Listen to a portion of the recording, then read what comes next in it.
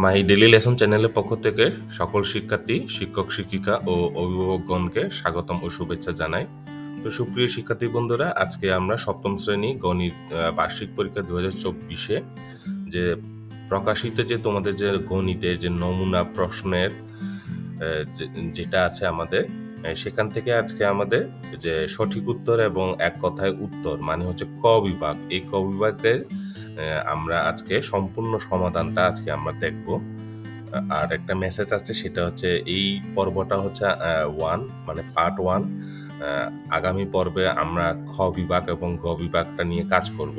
আর আরেকটা হচ্ছে 100% ফ্রিতে এখান থেকে তোমরা যে পিডিএফ ডাউনলোডটা করে নিতে পারবে। হ্যাঁ, তো প্রথমবারের মতো আজকে তোমরা যারা এই চ্যানেলে এসেছো, তোমরা সাবস্ক্রাইবটা করে ফেলো।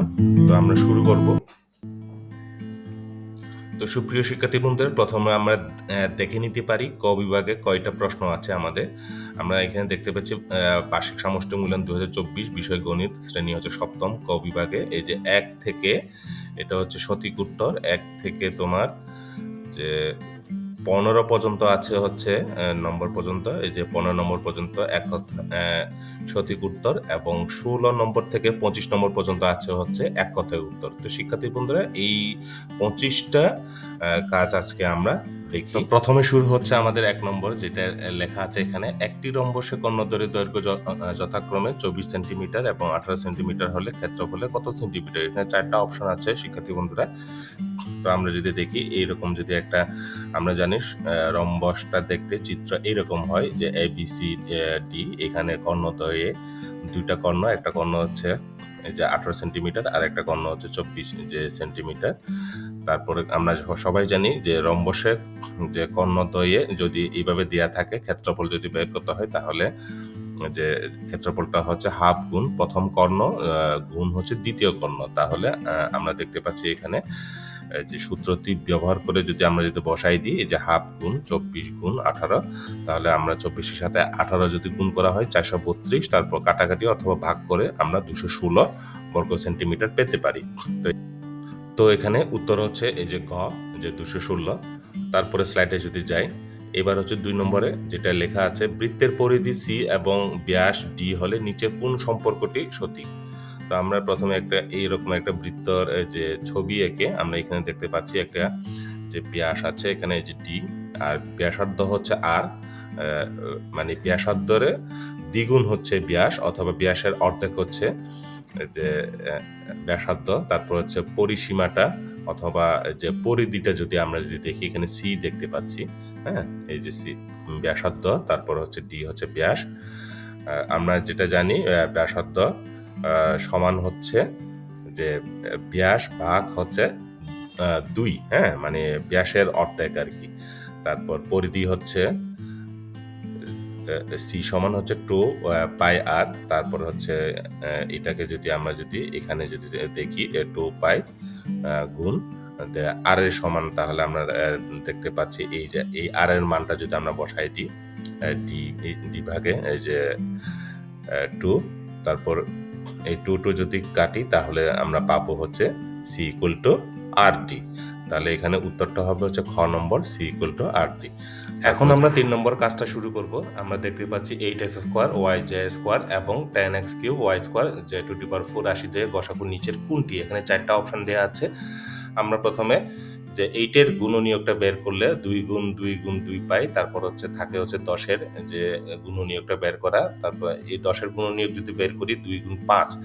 তো শিক্ষার্থী বন্ধুরা, এখন আমরা খুব সহজে এই 2টা সার্কেল ব্যবহার করে আমরা এই গসাগু অথবা লসাগুটা বের করে ফেলতে পারি, যেটা তোমাদের টেক্সট বইয়ে দেওয়া আছে। তো কেন বলছি এটা, যেহেতু আমরা এখন যে কাজটা করছি সেটা হচ্ছে সঠিক উত্তর, মানে একটা প্রশ্ন 1 নম্বর, তো সেহেতু পরীক্ষা হলে আমাদের সর্বোচ্চ 1 মিনিটের বেশি নেয়ার কথা না। হ্যাঁ, এই জন্য কুইক একটা যে সলিউশন বের করার জন্য এই যে সার্কেলটা ব্যবহার করে আমরা করতে পারি। তো প্রথম সার্কেলটা আমরা এই যে 8-এর যে ঘরটা আছে সেটা আমরা ধরে নিতে পারি। তার দ্বিতীয় সার্কেলটা হচ্ছে ডান পাশেরটা হচ্ছে 10-এর জন্য আমরা বরাদ্দ রাখতে পারি। এখন প্রথমে যদি এই যে 8-এর গুণনীয়ক যদি বসাই আমরা, তো 8-এর গুণনীয়ক এবং 10-এর গুণনীয়কের মধ্যে কমন কোনটা আছে? 2 আছে। হ্যাঁ, তো মাঝখানে আমরা 2টা বসাবো। তো মাঝখানে যদি 2টা বসাই, তো 8-এর গুণনীয়ক আর থাকলো কি কি? আরও টু গুণ টু, হ্যাঁ। তারপর হচ্ছে 10-এর গুণনীয়কে যেহেতু টু বসিয়ে ফেললাম এই যে কমনের জায়গায়, এই সার্কেলের মধ্যে থাকে হচ্ছে শুধু 5, 5টা আমরা এখানে বসাইতে পারবো। শিক্ষার্থী বন্ধুরা, এই সার্কেলের ব্যবহারটা যদি আমরা একবার ধরে ফেলতে পারি তাহলে খুব সহজে কিন্তু আমরা যত বড় গসাগু লসাগু হোক আমরা কিন্তু খুব তাড়াতাড়ি কিন্তু এইভাবে কিন্তু বের করতে পারবো। তারপর আমরা যদি দেখি এখানে যে 8-এর ঘরে আমরা এই যে মানে হচ্ছে বাম পাশে যে সার্কেলটা আর 10-এর ঘরটা হচ্ছে এই যে ডান পাশে সার্কেলটা আমরা যদি হিসাব করি তাহলে এখানে আছে হচ্ছে তোমার এক্স স্কোয়ার আর 10-এর ঘরে আছে যে এক্স কিউব। তাহলে এই মাঝখানে কমনের ঘরে আমরা এক্স স্কোয়ার যদি বসাই তাহলে 8-এর ঘরে আর এই পাশে আর বসানোর দরকার নাই, হ্যাঁ। তারপর 10-এর এই যে ঘরে শুধু আমরা এই যে এক্সটা বসাতে পারি নাকি। তারপর হচ্ছে এবার ওয়াই এর হিসাবটা যদি করি আমরা এখানে 8-এর ঘরে আছে ওয়াই একটা আর 10-এর ঘরে আছে হচ্ছে ওয়াই দুইটা, তাহলে একটা বসাবো আর থাকে 10-এর ঘরে কত ওয়াই একটা। তারপর জে স্কোয়ার আছে হচ্ছে 8-এর ঘরে, তারপর যে 10-এর ঘরে আছে হচ্ছে জে টু দি পাওয়ার 4। তাহলে কমনের জায়গায় আমরা যদি বসাই এই যে জে স্কোয়ার আর এখানে 10-এর ঘরে যদি বসে জে স্কোয়ার, তাহলে তোমরা একটা জিনিস দেখতে পারবা এই যে এইখানতে এই সার্কেলটা ধরে তুমি এইবার হিসাব করো যে 8-এর ঘরে সবগুলো আসছে কিনা, হ্যাঁ। এই যে এখানে টু গুণ এই যে টু আসছে, তারপর এক্স স্কোয়ার ছিল এক্স স্কোয়ার আসছে, ওয়াই আসছে, তারপর জে স্কোয়ার আসছে, তারপর 10-এর ঘরে সবগুলো আসছে কিনা যদি আমরা দেখি, ধরে হচ্ছে টু গুণ 5 ছিল এইটা আসছে, তারপর হচ্ছে এক্স কিউব ছিল, তারপর এক্স স্কোয়ারের সাথে এক্স গুণ করলে এক্স কিউব হয়, তারপর কি ছিল ওয়াই স্কোয়ার ছিল, এই ওয়াই এর সাথে ওয়াই গুণ করলে কত হয় এই যে ওয়াই স্কোয়ার, তারপর হচ্ছে জে টু দি পাওয়ার 4 ছিল এই যে জে স্কোয়ার এই যে আমরা যদি গুণ করি জে টু দি পাওয়ার 4। তো এইভাবে করে আমরা খুব সহজেই এই যে এইবার গসাগু যেহেতু করছি আমরা মাঝখানে যে কমনটা সেটা বসিয়ে ফেললে হবে এখন টু এই যে X square Y J square এটা। আর যদি লসাগু যদি হয়তো শিক্ষার্থী বন্ধু তাহলে আমরা এইখানে সবগুলো কিন্তু নিতে হবে, এই যে 2 গুণ এই দুইটা নিতে হবে, তারপর হচ্ছে আবার 5-এর সাথে গুণ করতে হবে, হ্যাঁ।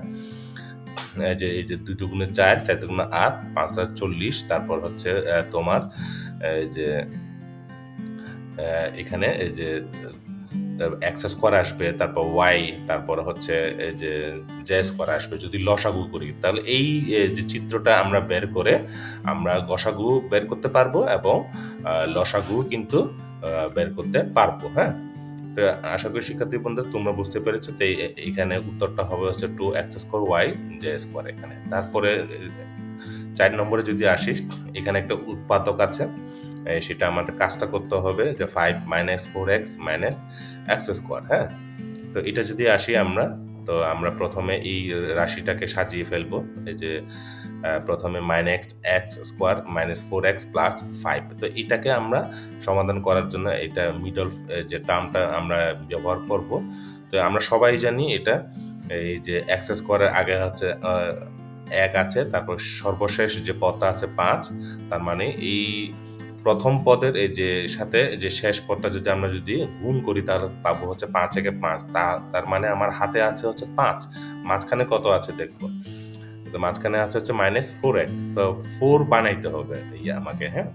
তো সেই জন্য 5 একে 5, আমরা যদি এইভাবে যদি গুণনীয়কটা যদি বের করি, হাতে যেহেতু 5 আছে আমাদের 5 একে 5, তো 5-এর সাথে 1 কি করলে মাইনাস 4 হয়, তাহলে বিয়োগ করলে আমরা এই যে বিয়োগটা করলে মাইনাস 4x টা পেতে পারি। তো সুতরাং ওই যে minus x square minus 5x plus x plus 5। তো এই লাইনটাকে যদি আমরা যদি আরো যদি করি তাহলে কিন্তু উপরের লাইনটা কিন্তু চলে আসবে, এই যে মাইনাস 5x এর সাথে প্লাস এক্স বিয়োগ করলে কিন্তু মাইনাস 4x হয়। তো এবার আমরা খুব সহজে এই যে মাইনাস পরের লাইনটা হচ্ছে মাইনাস এক্সটা যদি কমন নিই থাকে এক্স প্লাস 5, এই যে মাইনাস মাইনাসে প্লাস, তারপর হচ্ছে এখানে 1 যদি কমন নিই থাকে হচ্ছে এক্স প্লাস 5। তো এখানে এই যে এই দুইটা পদ যেহেতু একই সেহেতু এক্স প্লাস 5টা কমন নিয়ে থাকলে হচ্ছে মাইনাস এক্স প্লাস 1। তো এখানে উত্তরটা আমরা পাবো হচ্ছে ঘ নম্বরটা, এই যে 5 প্লাস এক্স তারপর হচ্ছে 1 মাইনাস এক্স, এটা আমরা পাবো, হ্যাঁ। এখন 5 নম্বরটা যদি দেখি আমরা, কোনো পরিসংখ্যান 360 ডিগ্রি এর অংশ হিসেবে উপস্থাপিত হলে তাকে কি বলা হয়। তো আমরা এটা জানি খুব সহজে পাইচিত্র, তো এই পাইচিত্র মাধ্যমে আমরা এই যে বিভিন্ন ভাগ এই যে 360 ডিগ্রি যে একটা ব্যবহার আছে এখানে, এই যে তোমরা দেখতে পারবে অ্যাঙ্গেলটা, যেভাবেই অ্যাঙ্গেলটা তোমরা তৈরি করো না কেন, এই যে সার্কেলে এটা কিন্তু 360 ডিগ্রির মধ্যে কিন্তু সীমাবদ্ধ থাকবে। তো এটা হচ্ছে আমরা এই পাইচিত্র ব্যবহার করে যে 100% এর মধ্যে যে আমরা যদি দেখি যে বিভিন্ন ধরনের কিন্তু আমরা এখানে এই যে দেখতে পাচ্ছি একটা যে স্লিপিং, তারপর স্কুল, এই যে প্লেইং, তো এই ধরনের কিন্তু পাইচিত্র ব্যবহার করে কিন্তু আমরা এই কাজটা করতে পারি। তো যেটা তোমাদের যে বইতে যেটা দেয়া আছে সেটা হচ্ছে যে আমরা জানি বৃত্তের যে কেন্দ্রে সৃষ্ট কোণের পরিমাণ হচ্ছে 360 ডিগ্রি। বৃত্তের প্রতিটি অংশে কেন্দ্রীয় কোণ হবে হচ্ছে 360 ডিগ্রি এর অংশ। তো কোনো পরিসংখ্যান 360 ডিগ্রি এর অংশ হিসাবে উপস্থাপিত হলে তা হবে হচ্ছে পাইচিত্র। তো আমরা একটু পাইচিত্রটা 360 ডিগ্রি কোণ কিভাবে হয় সেটা একটু দেখে নিতে পারি খুব কুইক। তো শিক্ষার্থী বন্ধুরা, আমরা এখানে দেখতে পাচ্ছি একদম এই যে 360 ডিগ্রি যে একটা সার্কেল আছে আমাদের। আর একটা বিষয় হচ্ছে এই ওয়েবসাইটের নাম হচ্ছে যে অ্যাঙ্গেল এই যে -মিটার ডট এই যে GITUB.IO। তোমরা কিন্তু এই যে এই ওয়েবসাইটের অ্যাড্রেসটা দিয়ে তোমরা কিন্তু এটা সরাসরি তোমাদের মোবাইল অথবা ল্যাপটপ থেকে কিন্তু দেখে নিতে পারবে। এটা হচ্ছে অ্যাঙ্গেলের হিসাবটা আমরা এখান থেকে যদি মাউসটা ধরে অথবা এই যে এইভাবে যদি করি, আমরা এইটুকু যদি আসি এখানে 25 ডিগ্রি দেখতে পাচ্ছি, তারপর যে এইটুকু 45 যেহেতু দেওয়া আছে দেখি এখানে এই যে 45, তারপর হচ্ছে এটার বরাবর যদি করি আমরা যে 90 ডিগ্রি, মোটামুটি এখানে দেখতে পাচ্ছি একটা সার্কেলে একটা বৃত্তে যে 360 ডিগ্রি হয় সেটা আমরা দেখার জন্য এই যে এখানে যদি আমরা ক্লিক করি তো এই 156, এইটুকু যদি ক্লিক করি তাহলে 180, তারপরে এখানে যদি দেখি আমরা 225, তারপরে এখানে যদি ক্লিক করি তাহলে এই যে অলরেডি কিন্তু এখান থেকে 0 থেকে শুরু করে তোমরা একটা জিনিস দেখতে পাচ্ছ, সর্বমোট আমার কিন্তু 291 কিন্তু হয়ে গেছে, হ্যাঁ? 291 ডিগ্রি হয়ে গেছে। তারপর এইটুকু যদি এখানে যদি ক্লিক করি 315, তারপর এখানে আসলে 350, এইভাবে এই জায়গাটায় আসলে আবার এই যে 300 কত হবে আমার 360 ডিগ্রি। তো আশা করি শিক্ষার্থী বন্ধুরা, এই যে একটা সার্কেলের মধ্যে এই যে একটা পাইচিত্র হচ্ছে একটা সার্কেল, এই সেখানে 360 ডিগ্রি বিষয়টা কিভাবে কাজ করে আমরা সবাই বুঝতে পেরেছি। এখন আমরা চলে এসেছি 6 নম্বর, যেটা লেখা আছে 27 সংখ্যাটি বাইনারি রূপ নিচের কোনটি? তো আমরা তোমাদের যে টেক্সট বইয়ে যে ছকটা আছে সেইভাবে যদি আমরা যদি দেখি এখানে যে 27 সংখ্যাটি বাইনারি রূপটা, প্রথমে সংখ্যা নিব হচ্ছে 27, তারপরে যে এখানে বাইনারি সংখ্যাটা বের হবে। তারপর যদি আমরা যদি এখানে যদি দেখি এখানে অফ কাট অন কাট যদি আমরা ব্যবহার করে যদি প্রথমে কাটটা যদি 1, তারপর হচ্ছে 2, তারপর হচ্ছে 4, তারপর হচ্ছে 8, তারপর হচ্ছে যে 16, এইভাবে যদি নিই আমরা যদি দেখি এখানে প্রথমে এই যে বাইনারি সংখ্যাটা আমরা পেয়ে গেছি হচ্ছে 11011। কিভাবে পেলাম? এই যে এখানে এই যে 4 কার্ডের মধ্যে কিন্তু এখানে অফ কার্ড, এখানে ক্রস চিহ্ন দেওয়া আছে, এই জন্য মাঝখানে এখানে 0 বসাইছি। এখানে যে এখানে হচ্ছে তোমার 16 সাথে 8 যোগ করলে 24, 24 এর সাথে যোগ করলে 2 যোগ করলে হচ্ছে 26, তারপর 1 যোগ করলে 27। তো 27 যদি আমরা যদি পাই, সেক্ষেত্রে এখানে যেহেতু অন কার্ডগুলো আমরা কাউন্ট করি হচ্ছে 1, যে 1 1, তারপর অফ কার্ডগুলো হচ্ছে 0, তারপর অন কার্ডগুলো হচ্ছে 1 1, এইভাবে যদি হিসাব করি তাহলে 11011 এই বাইনারি সংখ্যাটা আমরা পেতে পারি, হ্যাঁ? তারপর হচ্ছে আমরা যদি দেখি 7 নম্বরে হচ্ছে যেটা দেয়া আছে, একটি সমবৃত্ত ভূমিক বেলনের ভূমির ব্যাসার্ধ 4 সেন্টিমিটার এবং উচ্চতা 12 সেন্টিমিটার হলে বক্রতলের ক্ষেত্রফল কত? তো শিক্ষার্থী বন্ধুরা, প্রথমে এই চিত্রটা তোমাদের যে টেক্সট বই আছে এই চিত্রটা দিয়ে আমরা শুরু করতে চাই। যেখানে ভূমি দেয়া আছে হচ্ছে 4 সেন্টিমিটার, উচ্চতা হচ্ছে 12 সেন্টিমিটার। তাই সেক্ষেত্রে বক্রতলের ক্ষেত্রফলের সূত্র আমরা যেটা জানি সেটা হচ্ছে 2 যে পাই আর এইচ, হ্যাঁ? 2 পাই আর এইচ, এইটা আমরা জানি। তো সেখানে মানটা যদি বসিয়ে দিই আমরা, তাহলে কি হচ্ছে এখানে যে 2 গুণ পাই গুণ এই যে আর, মানে হচ্ছে এখানে ভূমি কত ছিল? 4 সেন্টিমিটার ছিল, হ্যাঁ? তারপর হচ্ছে এইচ মানে হচ্ছে উচ্চতা, এখানে উচ্চতা ছিল হচ্ছে 12 সেন্টিমিটার, যোগ করলে সবগুলো 96 পাই বর্গ সেন্টিমিটার হয়, হ্যাঁ? তাহলে উত্তর হবে এখানে হচ্ছে খ, যে 96 পাই বর্গ সেন্টিমিটার। তারপর যদি আসি আমরা 8 এর ঘরে কি আছে? x/4 + 3 = x/3 - টু হলে এক্স এর মান কত বের করতে হবে। খুব সহজে আমরা এই সমীকরণটা ব্যবহার করে করতে পারি। এখানে সেকেন্ড লাইন থেকে শুরু করব আমরা। এইভাবে যদি করি x/4 - x/3 করলে তারপর মানে এক্স এর ইয়াগুলোকে আমরা এখানে বামপক্ষে নিয়ে আসলাম, সংখ্যাটাকে এখানে যে ডান দিকে নিয়ে গেলে এই যে +3 ছিল এইদিকে চলে গেলে হয়ে যাবে হচ্ছে -3। এভাবে করে এখানে লসাগু করলাম, এই যে ৩ ৪ 12 লসাগু করে এখানে এই যে ৪ এর সাথে 12 ভাগ করলে ৩ আবার এখানে x এর সাথে গুণ হয়ে 3x, ঠিক একইভাবে এখানে -4x = -5। এই যে -2 এর সাথে -3 যোগ করলে হবে হচ্ছে 5। তবে ঠিক একইভাবে উপরে যে আমরা পাচ্ছি হচ্ছে -x, নিচে হচ্ছে 12, তো ইকুয়াল টু মাইনাস এই যে 5। তো এইভাবে হিসাব করলে আমরা যে -x এর মান পাবো হচ্ছে 5 12 60। এখানে ভাগ আকার আছে, ডান দিকে গেলে হচ্ছে 5 এর সাথে গুণ হয়ে যাবে 5 12 60। এই যে মাইনাসে কাটাকাটি যদি করি আমরা তাহলে x ইকুয়াল টু কত পাবো, 60 পাবো। তাহলে এখানে উত্তরটা হচ্ছে ঘ নম্বর 60। এবার আসি 9 নম্বরে। একটি সংখ্যার 5 গুণ থেকে এর দ্বিগুণ বিয়োগ করলে বিয়োগফল 36 হয়। সংখ্যাটি কত? এটা খুব ইজি। আমরা একটি সংখ্যার 5 গুণ, যেকোনো একটা সংখ্যার 5 গুণ হচ্ছে এই যে 5ক অথবা মানে এইভাবে আমরা হিসাব করতে পারি।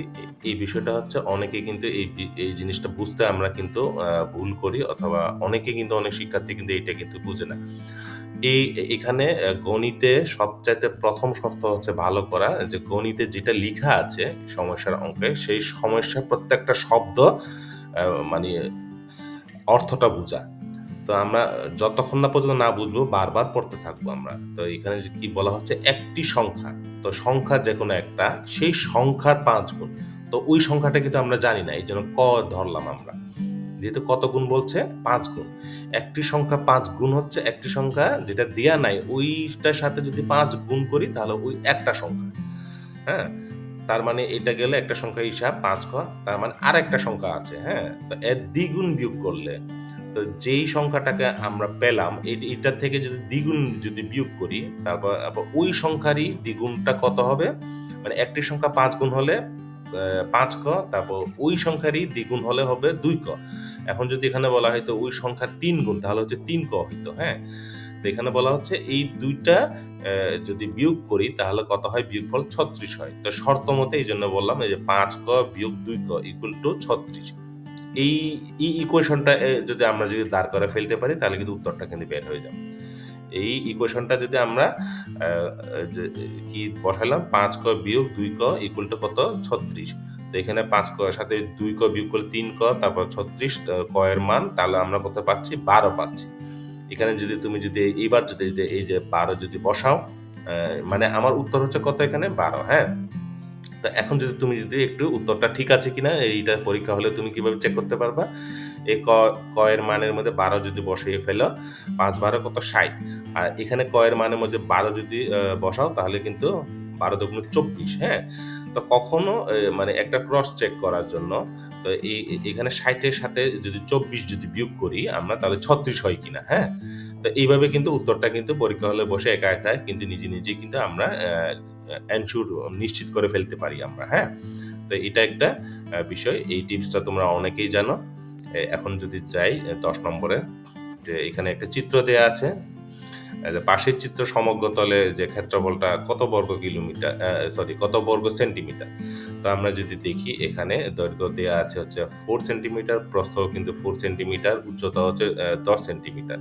তো সমগ্র তলে যে ক্ষেত্রফলটা আমরা সবাই জানি, এইগুলো যদি দেয়া থাকে যে 2 গুণ ব্র্যাকেটে দিয়ে AB plus BC plus CA, হ্যাঁ? তো এখানে A হচ্ছে তোমার 4, এই যে 4 গুণ 4, তারপর বি হচ্ছে 4, তারপর সি হচ্ছে 10। মানগুলো বসাই দিলাম আরকি এখানে, হ্যাঁ? সি এর মান 10, তারপর এর মান 4 যদি বসাই দিই, তাহলে আমরা এভাবে এই যে ক্যালকুলেশন করে সর্বশেষে 192 পাবো। তো এখানে সূত্র অনুযায়ী সমগ্র তলের ক্ষেত্রফলটা বসিয়ে আমরা সরাসরি এইটা 192 পাবো। তারপর হচ্ছে 11 নম্বরটা, যদি কতজন শিক্ষার্থী দৈনিক 4 ঘন্টা কম পড়াশোনা করে? খুব সহজ এটা।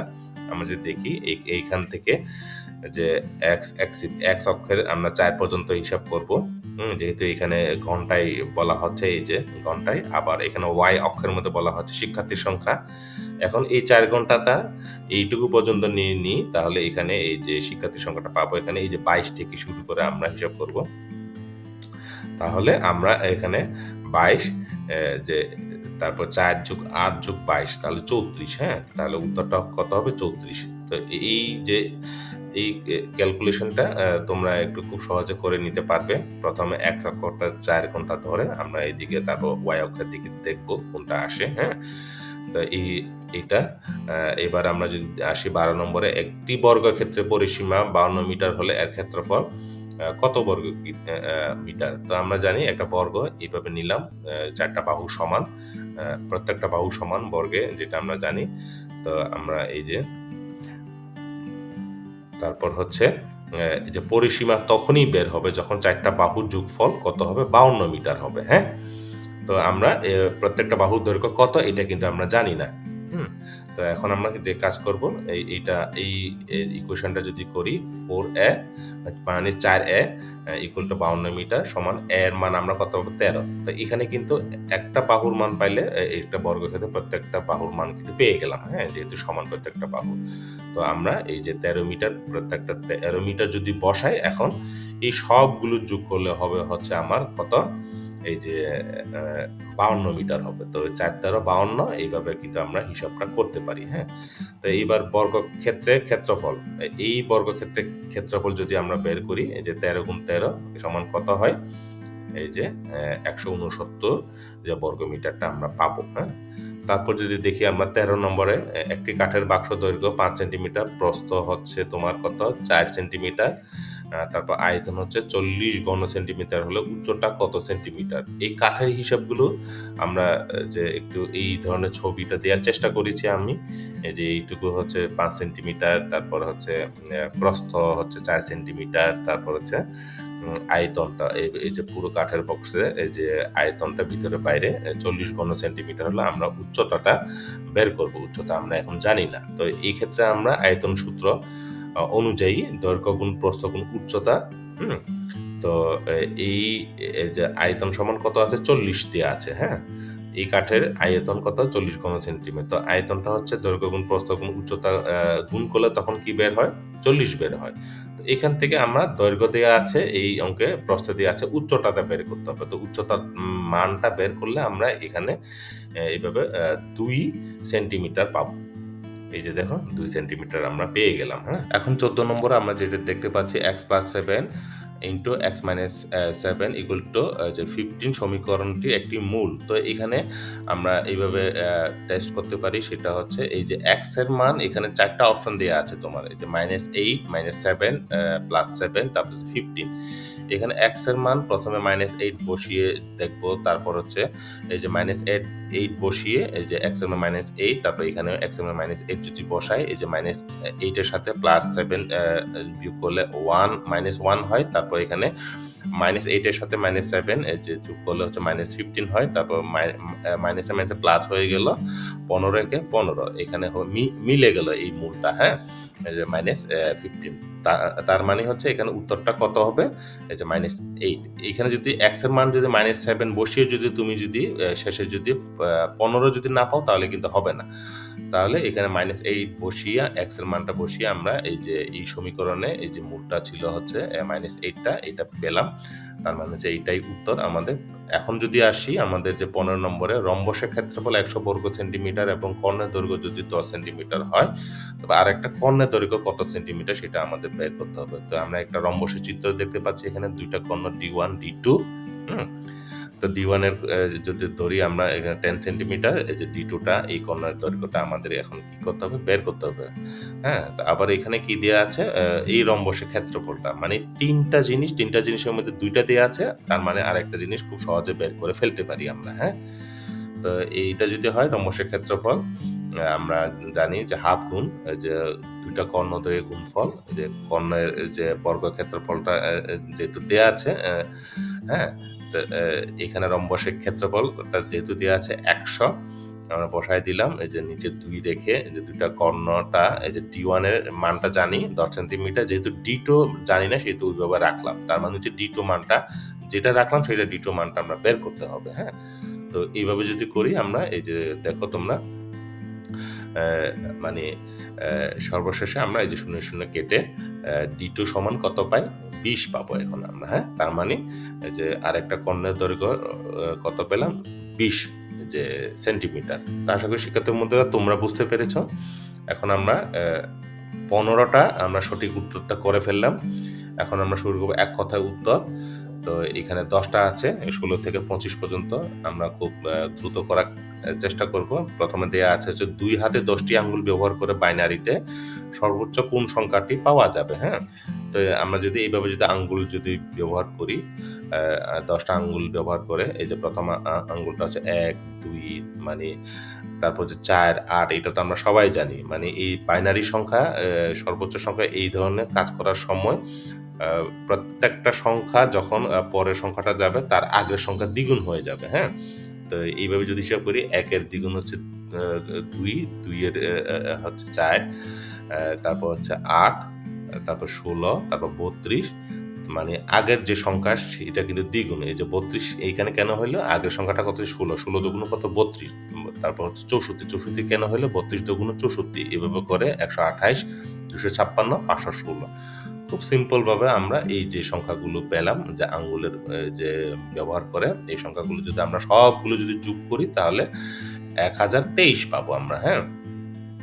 তো এখানে একটা ব্যাখ্যা দেওয়া আছে শিক্ষার্থীর মধ্যে, তো তোমরা অবশ্যই এই যে এতক্ষণ ধরে যা বললাম এই কথাগুলো কিন্তু আমি বলেছি ব্যাখ্যাটা এই যে সংক্ষেপে এইটা দেওয়া আছে। আমরা 10টি আঙ্গুলকে 10টি বিট হিসেবে ধরেছি, তারপর সবগুলো আঙ্গুল বাড়ানো অবস্থায় সর্বোচ্চ যে বাইনারি সংখ্যা পাওয়া যায়, এই বাইনারি সংখ্যাকে দশমিক রূপান্তর করে আমরা 1023 পেয়েছি।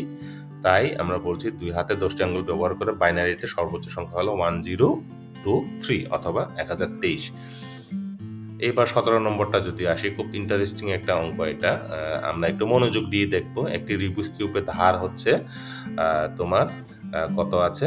4 একক। তো আমরা একটু বারবার এটা যদি দেখি, এতে 1 একক ধার বিশিষ্ট মোট কয়টি ছোট ঘনক আছে আর কি, হ্যাঁ? তো আমি এই অ্যানিমেশনটা তৈরি করেছি শিক্ষার্থী বন্ধুরা তোমাদেরকে দেখানোর জন্য। তার আগে তোমাদের বইয়ে কি দেওয়া আছে দেখি। এই ধরনের একটা পুরো একটা ফুল একটা কি আছে, রুবিক্স কিউব আছে, যেটা হচ্ছে 4x4 আর কি। প্রত্যেকটা পাশে কিন্তু 4টা 4টা, হ্যাঁ?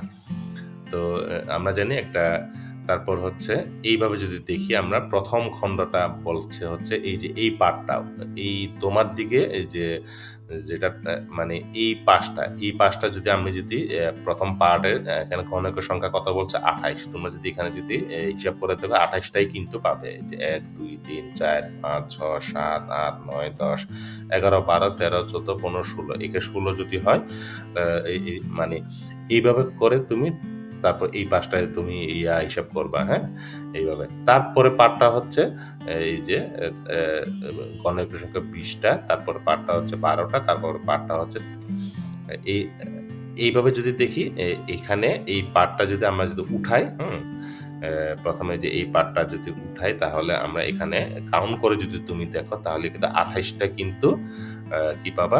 ছোট ঘনক কিন্তু পাবা। এই যে প্রথমে এই কোণা দিয়ে যদি শুরু করি 1, 2, 3, 4, 5, 6, 7, 8, 9, 10, 11, 12, 13, 14, 15, 16, তারপর এই কোণাটা যেহেতু গুনে ফেলছি, তারপর 16, 17, 18, 19, 20, 21, 22, 23, 24, 25, 26, 27, 28, হ্যাঁ? এই যে হয়তো প্রথম খণ্ডের পার্টটা। তারপর দ্বিতীয় খণ্ডের পার্টটা কয়টা ছিল? 20টা ছিল। এখানে কাউন্ট করলে তুমি 20টা পাবা। তারপর হচ্ছে তৃতীয় খণ্ডে কয়টা ছিল? 12টা ছিল। এখানে তুমি যদি ছোট গণক যদি হিসাব করো তাহলে কিন্তু 12টা। তারপরে চতুর্থ খণ্ডে গণক সংখ্যা হচ্ছে 4, 1, 2, 3, 4, হ্যাঁ? তো এইভাবে করে আমরা যোগ যদি করি তাহলে এই যে 4টা, হ্যাঁ? যোগ করি তাহলে সবগুলো 64 পাবো, হ্যাঁ? তাহলে উত্তরটা হবে কত? 64। তো এইখানে যে তোমাদের বইয়ে 204 পৃষ্ঠা দেয়া আছে শিক্ষার্থী বন্ধুরা, এখান থেকেও তোমরা কিন্তু দেখে নিতে পারো। এখানে একটু আগে যা বলেছি এটাই কিন্তু আমি এখানে কিন্তু লেখার চেষ্টা করেছি, হ্যাঁ? তো আরেকবার যদি আমরা দেখে নিই, প্রথমে এবার উল্টো দিক থেকে যদি শুরু করি, যে চতুর্থ খণ্ড দিয়ে শুরু করি 4টা, তারপর হচ্ছে তৃতীয় খণ্ডে 12টা, তারপর হচ্ছে দ্বিতীয় খণ্ডে হচ্ছে 20টা, তারপর হচ্ছে প্রথম খণ্ডে কত? 28টা। এভাবে করে সম্পূর্ণ একটা রুবিক্স কিউব আমরা পেতে পারি। তো শিক্ষার্থী বন্ধুরা আশা করি আমরা বুঝতে পেরেছি। আহ, এইবার যদি আসি 18 নম্বর, দুইটি ক্রমিক জোড় সংখ্যা একটি এক্স হলে অপরটি কত? এই প্রশ্নটা অর্ধেক লাইনে হয় নাই, কিন্তু অনেকেই কিন্তু এটা কিন্তু বুঝতে কিন্তু সমস্যা, মানে বুঝতে পারি না আমরা। হ্যাঁ, মানে গণিতে সমস্যার যে লাইনটা যত ছোট হয় তত কঠিন হয়। তো এই এটা যদি ভালোভাবে যদি দেখি, দুইটি ক্রমিক বলতে কি বোঝানো হচ্ছে? না, ক্রমিক মানে কি? ক্রমিক মানে আমরা যদি প্রথম থেকে যদি হিসাব করি যে সংখ্যা 1 2 3 4 5 6, এই যে পরপর যে সিরিয়াল, এটা কিন্তু ক্রমিক। আবার এই সিরিয়ালগুলো হইতে হবে আমার কি জোড় সংখ্যা। হ্যাঁ, তার মানে দুই দুই থেকে যদি শুরু করি, 2 3 হবে না কিন্তু এর ক্রমিক, 4, তারপর হচ্ছে 6, তারপর হচ্ছে 8, তারপর 10, এগুলো যে এইভাবে পরপর দুইটি ক্রমিক জোড় সংখ্যা, একটি বলছে এক্স। এক্স মানে হচ্ছে অজানা সংখ্যা, যে কোনো, এটা 2 হইতে পারে, 4ও হইতে পারে, হ্যাঁ, অথবা 6 হইতে পারে। 6 যদি এক্স হয়, মানে 6 যদি হয় তাহলে অপরটি কত? মানে সিরিয়াল অনুযায়ী 6 এর পরে 7, 7 তো বিজোড়, তারপর হচ্ছে 8 হবে। হ্যাঁ, তো এইভাবে হিসাব করে আমরা যদি দেখি, এই যে ক্রমিক জোড় সংখ্যাগুলো যেমন হতে পারে 2 4 6 8 10 12 ইত্যাদি। এখানে যদি বিজোড় সংখ্যা বলতো তাহলে কিন্তু এই যে 3 5 7 এইভাবে শুরু হইতো আর কি। তাহলে দুইটি ক্রমিক সংখ্যা একটি এক্স হলে অপরটি হবে এক্স প্লাস টু, এই জন্য এটা কিন্তু বলা হচ্ছে। এই যে এক্স এর জায়গায় কি যদি আমরা যে 2 যদি বসাই, তাহলে আর একটা 4 হতে হলে এক্স এর সাথে কি করতে হবে? 2 যোগ করতে হবে। হ্যাঁ, আবার যদি আমি এক্সটা হচ্ছে অজানা সংখ্যা, আমি বারবার বলি এটা কিন্তু এমন একটা জোড় সংখ্যা, আমরা এখনো কিন্তু জানি না ওই জোড় সংখ্যাটা কত। জোড় সংখ্যাটা যদি সাপোজ আমরা যদি ধরি 20 হয়, তাহলে এই 20 এর মান যদি, মানে x এর মান যদি 20 হয়, তাহলে x এর 20 এর সাথে, x এর মান 20 এর সাথে যদি 2 যোগ করি তাহলে 22। এটাই কিন্তু বলা হচ্ছে এখানে। একটি যদি x হয়, অপরটি হবে হচ্ছে x প্লাস 2।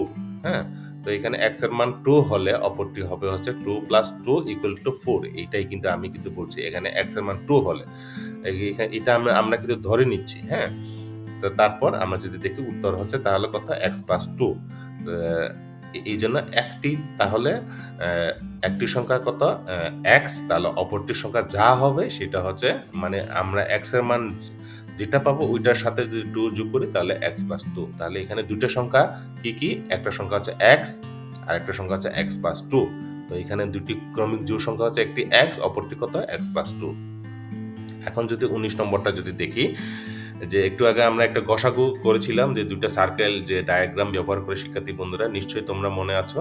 এখন আমার 19 নম্বরটা কি দেওয়া আছে? 3x y to the power 4 z square এবং 6x square y square z to the power 4 রাশি দ্বয়ে লসাগু লিখো। ঠিক আমরা এই ধরনের দুইটা সার্কেল ব্যবহার করে আমরা করব। তো প্রথমে 3 এর যদি গুণনীয়ক বের করি, 1 গুণ 3, 6 এর গুণনীয়ক বের করলে 2 গুণ 3।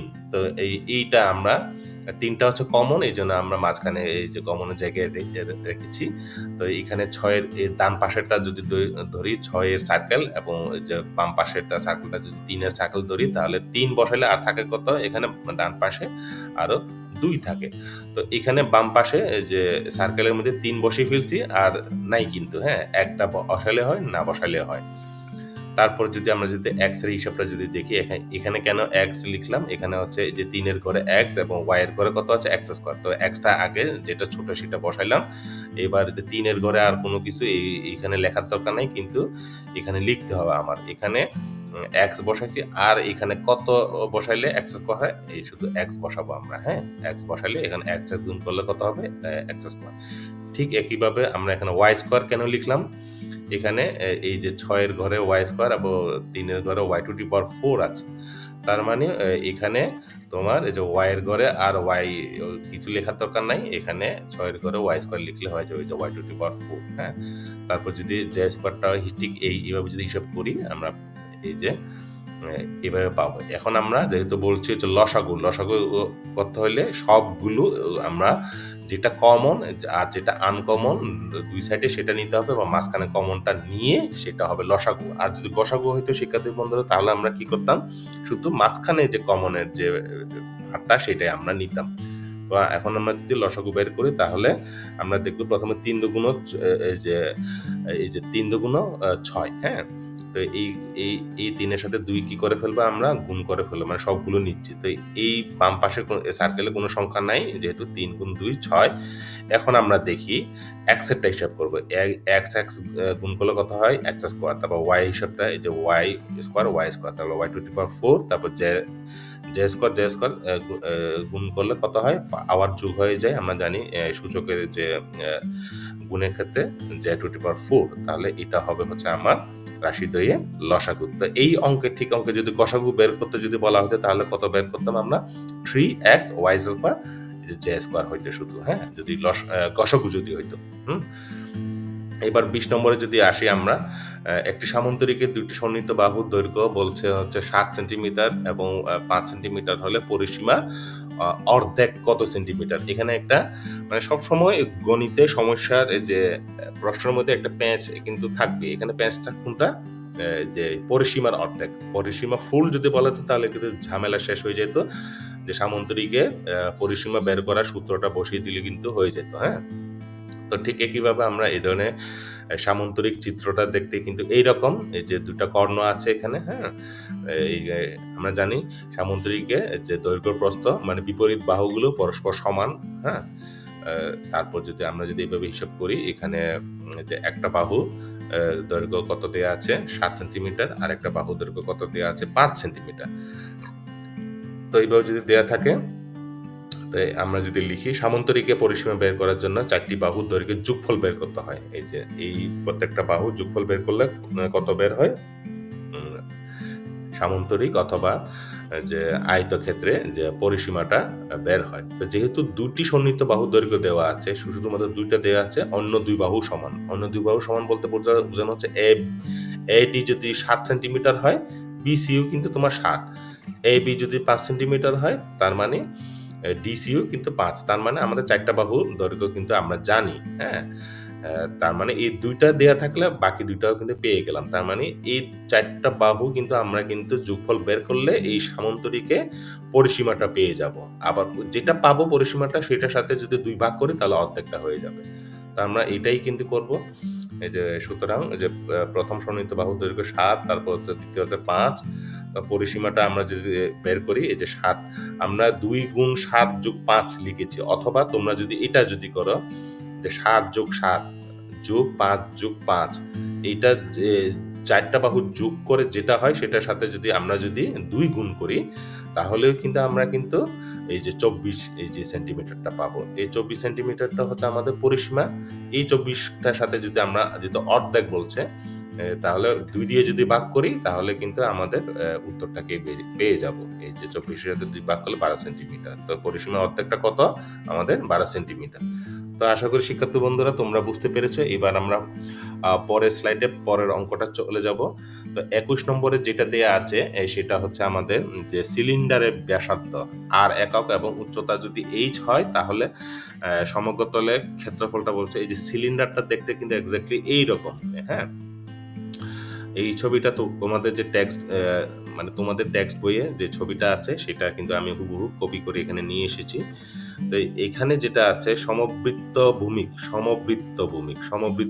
মানে এখানে বলতে সমান, বৃত্ত মানে হচ্ছে এই যে আকারে, এই যে মানে উপরে যে ভূমিটা নিচের ভূমি কিন্তু সমান, এই জন্য বলা হচ্ছে এই ভূমিটা হচ্ছে দেখতে বৃত্তের মতো, যেটা ভূমি হচ্ছে ২টা, উপরের দিকে একটা নিচের দিকে একটা, এই জন্য এটার নাম হচ্ছে গণিতের ভাষায় সমবৃত্ত ভূমিক।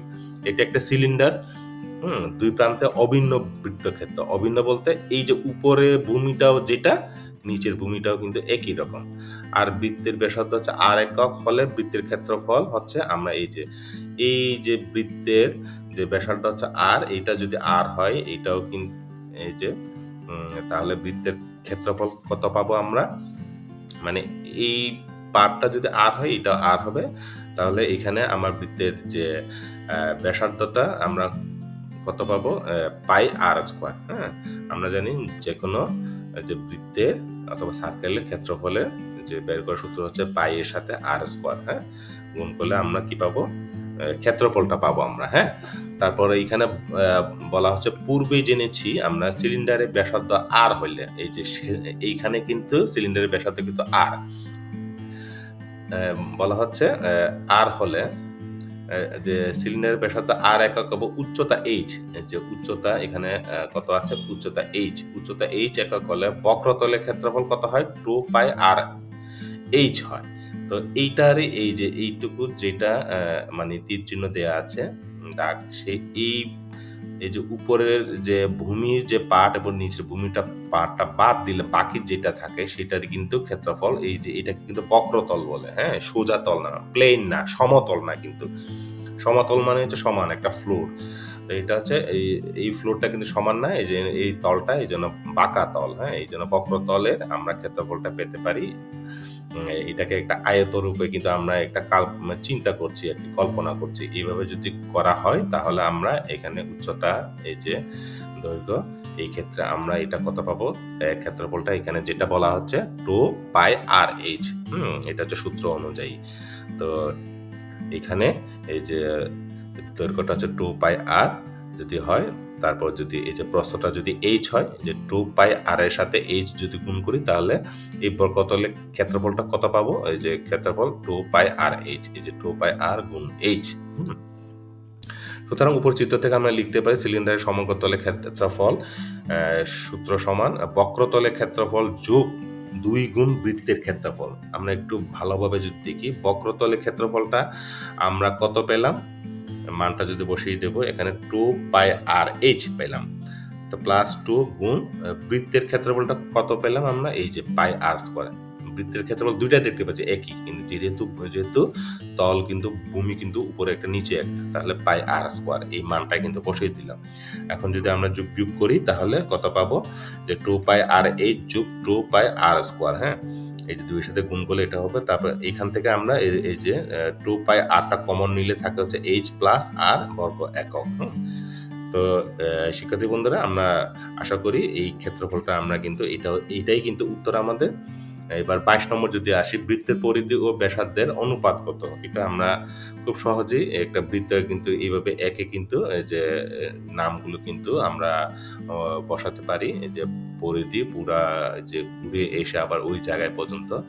তোমাদের যে টেক্সট বইয়ে একদম চিত্র সহকারে দেয়া আছে যে পরিধি কিভাবে বের হয়। তো এইটাকে আমরা পরিধি বলছি।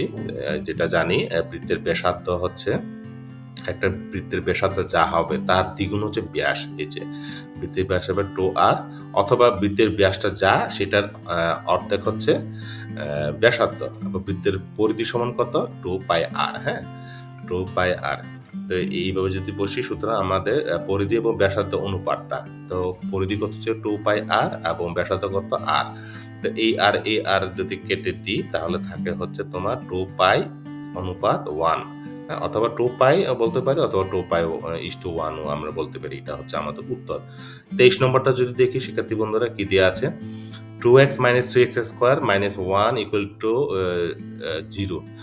সমীকরণটিকে x square plus bx plus c = 0 এর সাথে তুলনা করলে এর মান কত। তো এইটা অনেকে না বুঝে কিন্তু ঘাবড়ে যাবে অনেকেই।